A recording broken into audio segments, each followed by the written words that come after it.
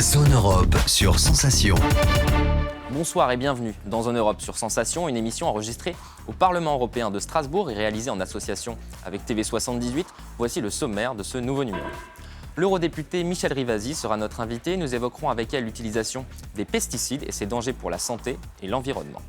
La PMA, procréation médicalement assistée, est autorisée pour toutes les femmes en France, mais ailleurs en Europe, la législation varie. Nous verrons comment ça se passe chez nos voisins. Mais tout de suite, ce jour-là, le 25 mars 1957, deux traités historiques sont signés à Rome qui fondent les bases de la construction européenne. Plus de détails avec Salomé Limry, Europe Direct Normandie-Évreux et Maison de l'Europe de l'Eure. Zone Europe, ce jour-là. À la sortie de la Seconde Guerre mondiale, les 6 pays à l'origine de l'intégration européenne, la France, l'Allemagne, l'Italie, la Belgique, le Luxembourg et les Pays-Bas, font un pas de plus dans la construction entre les pays en se réunissant à Rome. Deux traités sont signés en 1957, le premier crée la Communauté économique européenne, CEE, et le second la Communauté européenne de l'énergie atomique, Euratom. Les deux entrent en vigueur le 14 janvier 1958. Les traités de Rome font suite au traité de la CECA de 1951 qui met en commun les productions de charbon et d'acier. Il relance l'intégration européenne qui a subi un revers avec l'échec de la création de la Communauté européenne de la défense en 1954. La création d'Euratom, ou CEEA, est née d'une idée française. Son but était de permettre l'autosuffisance énergétique des continents à travers la maîtrise du nucléaire. Une assurance de paix pour le continent européen. À la suite de la crise de Suez en 1956 et le blocus du golfe d'Aqaba, une pénurie de carburant fait prendre conscience de l'importance de l'indépendance énergétique. Euratom se donne pour mission de permettre aux États de développer une puissante industrie nucléaire, de moderniser les techniques en associant d'autres pays et organisations internationales. La Communauté européenne de l'énergie atomique devait aussi permettre de lancer une coopération entre les 6 États fondateurs et les États-Unis en matière de technologie nucléaire. Aujourd'hui, Euratom est toujours active. Elle gère le marché commun des matières nucléaires et finance un centre commun de recherche. On peut cependant noter les difficultés rencontrées par cette coopération par le passé. Certains États n'ont pas intégré la création de leurs centrales nucléaires dans une logique communautaire et ont souhaité utiliser les fonds d'Euratom pour développer des programmes de recherche nationaux. La disparition d'Euratom a été envisagée en 1970, cependant, cette organisation perdure. Ses travaux actuels portent sur la protection de l'environnement et la santé des travailleurs face aux rayons. Le deuxième traité de Rome crée, lui, la Communauté économique européenne, CEE, une étape pour garantir une prospérité et la croissance en Europe. Pour la première fois, un marché commun permet la libéralisation du commerce entre les 6 pays. Les règles du marché en matière de concurrence, de fiscalité et des accords sur les tarifs douaniers assurent son bon fonctionnement. Il faudra 10 ans pour que les droits de douane entre les pays soient complètement abolis et le tarif douanier commun établi. Mais les effets sont immédiats. Entre 1958 et 1972, les échanges dans la zone sont multipliés par 9. Le traité invite également les États membres à se coordonner dans plusieurs domaines. Politique économique, celle-ci est déterminée à l'échelle européenne. Cela oblige les pays membres de la CEE d'avoir une voix commune dans les négociations commerciales internationales. Politique sociale, le traité de Rome crée le Fonds social européen qui soutient la formation des travailleurs. Il incite également les États à harmoniser leurs initiatives dans le domaine du social. L'article 2 du traité de Rome résume bien le but recherché. La communauté a pour mission, par l'établissement d'un marché commun et par le rapprochement progressif des politiques économiques des États membres, de promouvoir un développement harmonieux des activités économiques dans l'ensemble de la communauté, une expansion continue et équilibrée, une stabilité accrue, un relèvement accéléré du niveau de vie et des relations plus étroites entre les États qu'elle réunit. Dans le même temps, en 1957, une refonte du système des institutions mène à la création d'un exécutif indépendant des États, la Commission européenne, qui a le droit d'initiative exclusif. Les compétences décisionnelles sont-elles attribuées au Conseil des ministres et l'ancêtre du Parlement européen, l'Assemblée européenne, n'a qu'un contrôle politique sur la Commission. Le traité de Rome a été ensuite complété par l'acte unique en 1989 et le traité de Lisbonne en 2009. Il a ouvert la voie à la création de politiques communes d'envergure, notamment la PAC, politique agricole commune. Les traités de Rome font donc partie des textes fondateurs de l'Union européenne. Ils affirment les principes de solidarité entre les pays, d'égalité entre les pays, égalité hommes-femmes, et la volonté de maintenir la paix, toujours autant d'actualité en Europe. Zone Europe, l'invité politique. Je reçois aujourd'hui Michel Rivasi, bonjour. Bonjour. Alors vous êtes eurodéputé, membre du groupe des Verts, Alliance Libre Européenne, membre suppléante de la Commission de l'Environnement, de la Santé publique et de la Sécurité alimentaire. Alors en mars dernier, pour faire face aux conséquences de la guerre en Ukraine, la Commission européenne a présenté différentes mesures pour augmenter la production agricole et garantir la sécurité alimentaire dans l'Union européenne, mais également au niveau mondial. Alors, avant d'en venir à l'utilisation des pesticides, déjà, est-ce que vous pouvez nous donner votre sentiment sur ce premier volet ? Écoutez, j'ai pas compris la position de la Commission et notamment aussi les États membres. Parce qu'en fait, ils profitent de la guerre en Ukraine par les Russes pour dire, regardez, il y a l'augmentation de prix, il y a des pays qui vont avoir des difficultés pour s'approvisionner. Donc, ce qu'a fait la politique agricole commune européenne par le Green Deal, on va faire sauter tout ce qui touche à l'environnement. Parce qu'il y avait 4% des terres qui devaient être mis en jachère. Et dans ces terres-là, on ne devait pas utiliser des pesticides. Et les syndicats majoritaires au niveau des agriculteurs ont profité de ça pour dire il faut augmenter la production. Mais ce n'est pas un problème de production. C'est un problème qu'il y a eu une augmentation de prix, d'ailleurs, qui était avant la guerre en Ukraine, parce qu'il y a des problèmes de spéculation, parce qu'il y a un problème aussi de distribution, et que la guerre n'a fait qu'aggraver le problème. Mais le sujet, ce n'est pas qu'il y a un manque de production. Il faut la distribuer, et surtout, il faut que les prix n'augmentent pas, pour que des pays comme les pays du Maghreb, comme par exemple l'Égypte, mais le Sénégal, le Yémen, etc., qui utilisent énormément de céréales, puissent faire en sorte à ce que ça soit abordable. Alors, vous pointez régulièrement le poids des lobbies au Parlement européen. Là, vous pensez que les lobbies profitent de la guerre en Ukraine ? Alors c'est l'agro-business qui profite de la guerre en Ukraine pour d'une part spéculer et puis d'autre part casser le fait qu'on avait obtenu quelques mesures environnementales pour diminuer la quantité de pesticides, pour développer, par exemple, l'agriculture biologique, puisque dans le plan, il y avait de la ferme à la fourchette, il y avait au moins 25% de terres en bio, il y avait moins d'utilisation des intrants, et on voit bien, les intrants, c'est quoi ? C'est les engrais. Or, on est très dépendant, justement, des engrais qui viennent à la fois du Bélarus, mais aussi de Russie par rapport au gaz. Et donc, ils profitent de ça pour dire il faut faire sauter ces jachères et il faut augmenter la production. Alors, certains eurodéputés saluent l'action des lobbies au Parlement européen. Qu'est-ce que vous avez à leur dire ? Mais quel lobby ? De quel lobby on parle ? Si on parle des lobbies qui sont pour augmenter une agriculture intensive, justement qui nous rendent dépendants des pays comme la Russie par son gaz ou d'autres pays, je ne vois pas quel est l'intérêt. Nous, on a toujours défendu une agriculture, si vous voulez, qui soit la plus résiliente possible, c'est-à-dire qui s'adapte de plus en plus vis-à-vis du réchauffement climatique. Et pour ça, il faut une agriculture très diverse. Il faut développer les écosystèmes, il faut développer l'assolement, il faut développer la rotation des cultures. Vous voyez, l'agroécologie, c'est quand même une agriculture, justement, qui n'utilise pas de pesticides, qui n'utilise pas d'OGM, qui est une agriculture, si vous voulez, qui est très équilibrée et qui joue sur la diversité. L'agriculture intensive, quand je vous parle des lobbies, ils sont derrière.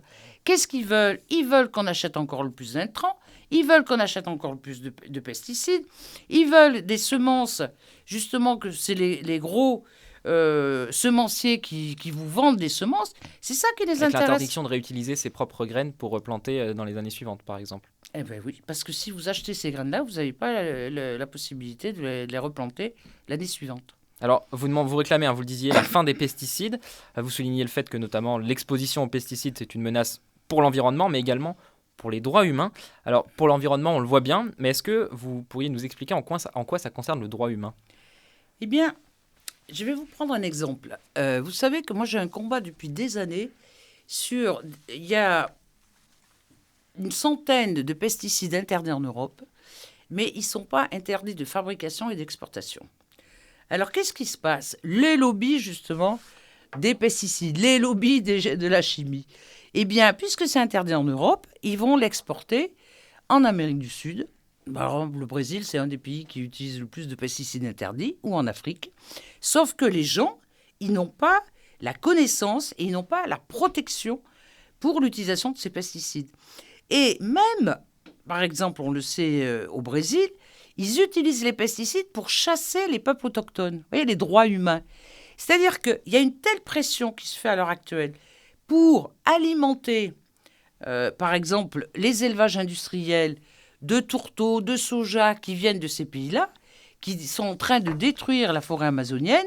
Et très souvent, on a vu carrément des hélicos qui balançaient les pesticides sur les villages de ces peuples autochtones.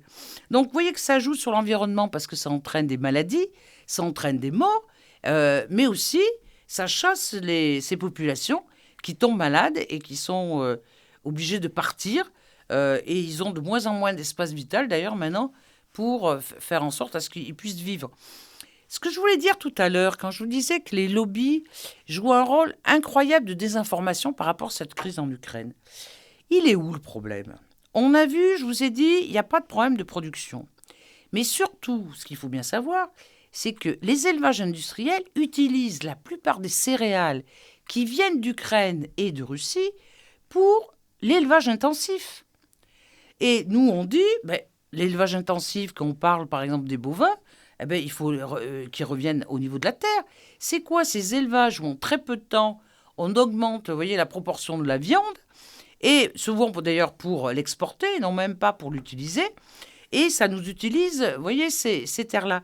Et puis la deuxième chose, c'est qu'il y a beaucoup de terres qui sont utilisées pour l'agrocarburant, que ce soit le biodiesel ou le bioéthanol. Il vaut mieux utiliser ces hectares-là pour produire, vous voyez, des aliments et non pas du bioéthanol ou du bioester. Donc, si on veut augmenter la production, même si on rentre dans leur logique, diminuons ces agrocarburants pour faire vraiment de l'alimentation pour les humains. Vous pensez que l'Europe, sur ce sujet, elle est hypocrite ? Je pense qu'elle est hypocrite parce qu'elle nous tient les discours très bien. Moi, de la ferme à la fourchette, j'ai trouvé ça super. Quand elle parlait aussi de... ça sera quand même... une législation sur le zéro pesticide, le zéro substance toxique. Donc, vous voyez, éliminer les cancérogènes, mutagènes, perturbateurs endocriniens. Et puis, quand on voit la réalité... l'impact sur la santé. Et l'impact sur la santé, bien sûr. Et quand on voit la réalité, bon, il y a un souci, il y a une crise, de suite, c'est les mesures environnementales et sanitaires qu'on balance. Vous voyez bien que ça ne tient pas la route. Vous pensez que la transition écologique telle qu'on la souhaite, avec l'objectif en 2050... est tenable avec les sanctions qui sont conjointes actuellement envers la Russie et ce qui se passe en Ukraine ? Mais de toute façon, bien sûr qu'elle est tenable et qu'elle est souhaitable. Et puis, on n'a pas bien le choix. Parce que si on veut sortir des intrants, si on veut sortir des engrais chimiques, il va falloir développer l'agroécologie, l'agroforesterie. Vous voyez, c'est ce type de culture où il y a un très bon rendement d'ailleurs. Mais c'est vrai que c'est un peu l'abandon des monocultures, c'est l'abandon de tout ce qui est agrocarburant, etc. Et puis, c'est revenir à plein de petites exploitations, vous voyez, où c'est beaucoup moins digitalisé, puisque, vous voyez, l'Europe, elle dit il faut digitaliser, numériser, etc., comme si c'était la panacée. Mais il faut revenir aux bases. Et je pense que si on veut sortir de la crise, si on veut sortir aussi de la problématique du dérèglement climatique, il faut qu'on soit sur des plus petites exploitations, qu'on ait une diversité de semences, qu'on applique, si vous voulez, la pluralité des cultures pour augmenter les écosystèmes. Et c'est comme ça qu'on peut se passer des pesticides. Vous voyez, et ça demande, je vous dis, une rotation des cultures. Et ça demande, il peut y avoir des cultures, par exemple, qui enrichissent la terre en nitrates. Alors qu'à l'heure actuelle, le modèle de l'agriculture intensive, et d'ailleurs le rapport du GIEC qui vient de sortir le dit, il y a un appauvrissement des terres de plus en plus fort. Alors qu'est-ce qu'il faut faire ? Il faut toujours mettre des entrants. Mais le rapport du GIEC ne parle pas que de l'Europe. Il parle du monde. Et le modèle qu'on peut développer en Europe, on peut le développer dans le monde entier. Vous pensez qu'on peut l'imposer aux pays du monde ? En Afrique, par exemple, quand vous voyez les pays, et notamment la FAO, elle dit qu'il faut développer l'agroécologie. Le GIEC parle de 3 ans pour retourner, pour inverser le réchauffement climatique. Vous pensez qu'en 3 ans, on peut l'imposer au monde entier ? Écoutez, en Afrique, il y a beaucoup de petites exploitations agricoles. Donc là, ce n'est pas le pire. Le pire, c'est en Europe, où alors on a choisi un modèle hyper intensif, où plus vous avez des hectares, plus vous touchez des subventions de la PAC. Ça, vous voyez que les écologistes ont voulu vraiment balancer ce système, on n'y est pas arrivé, mais il va falloir qu'on y arrive. Vous voyez, je trouve qu'on est vraiment à une phase de changement de modèle. Soit on se dit, on se donne les moyens, ça va être dur, c'est dur de changer. On préfère continuer, sauf que là, on augmente les inégalités, on appauvrit la terre. Vous voyez, on n'a plus pratiquement d'oiseaux, il y en a pratiquement plus d'insectes, les pollinisateurs disparaissent, donc ils nous amènent au mur. C'est le sens de la mort. Vous voyez, l'agriculture intensive. Et alors, sous n'importe quel prétexte, maintenant, ils nous disent « Ah non, mais ça, c'est écolo, c'est du rêve, c'est de l'utopie. » Non, c'est le développement de la vie. Très bien. Merci beaucoup Michel Rivasi d'avoir été avec nous. Je rappelle que vous êtes eurodéputé et membre du groupe des Verts, Alliance Libre Européenne. Zone Europe chez nos voisins. Et chez nos voisins, ça se passe comment? C'est notre rubrique en partenariat avec HEJ, l'Institut des hautes études de journalisme de Montpellier. Cette semaine, la PMA avec Ismaïla Diallo. En France, la PMA, procréation médicalement assistée, enfante chaque année plus de 400 000 embryons. Autorisés par la loi biotique datant du 6 août 2004 et après une révision le 7 juillet 2011, 3 techniques sont aujourd'hui légalisées en France, notamment la fécondation in vitro, consistant à un transfert d'embryon, la GPA, gestation pour autrui, où cette fois-ci l'embryon est directement intégré dans l'utérus de la femme. Plus communément, cette technique est appelée d'ailleurs la mère porteuse. Ou encore la procréation, qui celle-ci regroupe l'entièreté des procréations artificielles utilisant des techniques médicales. La limitation était instaurée uniquement aux couples hétérosexuels ayant des dangers à procréer naturellement ou une infertilité sévère. Ce n'est que depuis juillet 2020, voté à 60 voix contre 37, que la PMA a été autorisée à tous les couples lesbiens et ou aux femmes seules sous certaines conditions. Une décision tardive par rapport aux autres pays de l'Union européenne. Effectivement, la France est seulement la 11e sur les 27 à accepter cette loi, le premier ayant été les Pays-Bas, suivi de l'Espagne. Mais le combat n'est pas encore fini, car la femme du couple lesbien n'ayant pas porté l'enfant se verra obligée d'adopter le nouveau-né, alors que cela n'est pas le cas pour les couples dits hétérosexuels. Zone Europe Voyage. On en vient maintenant à notre rubrique Voyager dans l'assiette. Cette semaine, le terroir est à l'honneur. Le chef David Shellman du restaurant Le Coq de Bougival nous dévoile la recette de son tartare de canard poêlé au foie gras. Eh bien bonjour, bienvenue au restaurant Le Coq de Bougival, dans le 78 à Bougival. Je m'appelle David Shellman, je suis le chef de l'établissement et ce jour, je voulais vous proposer une recette, une recette emblématique de la maison et que j'ai toujours fait. C'est le tartare de canard poêlé au foie gras avec des petites pommes de terre sautées, avec des champignons, des petits oignons. Donc on a un joli mélange de foie gras, de canard et de pommes sautées avec un petit jus de viande. Alors vous allez avoir besoin, comme pour un tartare traditionnel, un petit peu d'oignon, un petit peu de capre, du cornichon, de la mayonnaise, du ketchup, de la ciboulette, un petit peu de tabasco de sauce anglaise et puis le canard qu'on va assaisonner comme un tartare de bœuf en fait. Alors là, on a le magret qu'on va dégraisser partiellement. Voilà. Donc là, on prépare la viande. Ensuite, donc, vous allez hacher le canard. Vous allez le retrouver comme ceci. Et là, on va commencer à assaisonner avec un petit peu de capre, comme ça, un petit peu de cornichon. Alors, on continue avec les petits ingrédients du tartare. Comme je vous disais tout à l'heure, c'est comme un tartare de bœuf. Des petites herbes fraîches. Je mets une cuillère de ketchup, un petit peu de mayonnaise. C'est ce qui va permettre de lier la viande un petit peu. Donc un petit peu de tabasco aussi pour bien le relever. La sauce anglaise, un petit peu de poivre. Voilà. Je mets un petit peu de fleur de sel et on va pouvoir commencer à mélanger. Voilà, on mélange bien. Donc, comme je vous disais, c'est vraiment comme un tartare de bœuf. On va lui donner une petite forme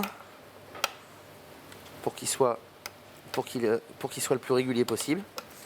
Je le tasse un petit peu comme ça pour lui donner la forme du cercle. Je vais également couper une belle escalope de foie gras. Je fais une petite entame. Voilà, là je taille une belle escalope. C'est ce qui va venir terminer la cuisson du tartare. Et on va l'assaisonner un petit peu. Un petit peu de fleur de sel de ce côté-là.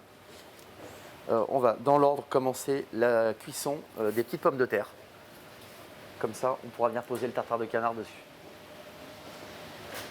Un petit peu de matière grasse pour commencer.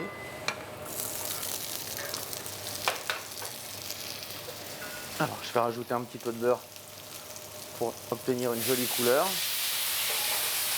On va assaisonner un petit peu.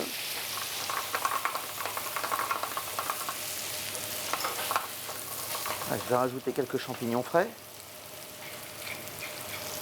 Et on continue de les faire sauter. Ça, c'est vraiment une recette qui est facile à faire à la maison. Pendant ce temps-là, je vais commencer à mettre à chauffer ma deuxième poêle qui va me permettre de cuire le tartare de canard avec le foie gras. Comme ça, on ne fait pas trop attendre nos invités. Je vais rajouter un petit peu d'oignon, un petit peu de cébettes. Alors tout ça, ça donne de la couleur, ça donne du goût. Et on va commencer à baisser un petit peu le feu. On va laisser cuire tout ça après avoir assaisonné avec un petit peu de poivre. Ça vraiment à la maison, c'est facile et vous ferez plaisir à tout le monde. Au dernier moment, je vais rajouter un petit peu de persil, toujours pour donner du goût et les rendre toutes jolies. Vous voyez, ça commence à être pas mal. Alors maintenant, on va s'attaquer au tartare de canard. On va décaler ces pommes de terre qu'on va laisser finir de cuire gentiment. Et on va procéder on va démarrer la cuisson du tartare et du foie gras. Maintenant, on pose le tartare. Alors le but du jeu sur cette recette, c'est d'essayer de le servir rosé, comme un magret un peu à cœur si vous voulez. Donc là, on va baisser un petit peu le feu. Et on va venir travailler la matière grasse qui va fondre un petit peu, va aider à cuire notre canard. Là, il y a une petite coloration qui se fait. Et à côté, on a notre escalope de foie gras aussi qui va dorer et qui va nourrir la viande de canard. On essaye de le garder rosé, un peu dans l'esprit d'un magret. Et après, on va venir mettre notre foie gras dessus. Il faut qu'il reste pas trop cuit, surtout, c'est important. Voilà. Donc là, je le décale pour qu'il finisse tout doucement, pour qu'il monte bien en température à cœur. Voilà, maintenant qu'on a cuit le tartare, qu'on a cuit nos petites pommes de terre sautées, on va pouvoir passer au dressage. Moi, je vais tricher un peu. Je vais mettre un joli jus de viande dans le fond de l'assiette, comme ça. Je vais venir mettre mes petites pommes de terre avec les champignons. Elles ont terminé de cuire. Vous voyez, elles ont du goût, elles ont de la couleur. Pareil, je donne la forme du cercle pour que mes pommes de terre restent bien en place. Voilà. Après, je viens récupérer le canard que je viens poser par-dessus. On n'a plus qu'à retirer le cercle. Moi, j'aime bien un petit peu de ciboulette et une petite pluche de cerfeuil. Voilà, le tartare de canard poêlé au foie gras avec les petites pommes de terre sautées forestières avec des champignons, un joli jus de viande et le tour est joué. Zone Europe.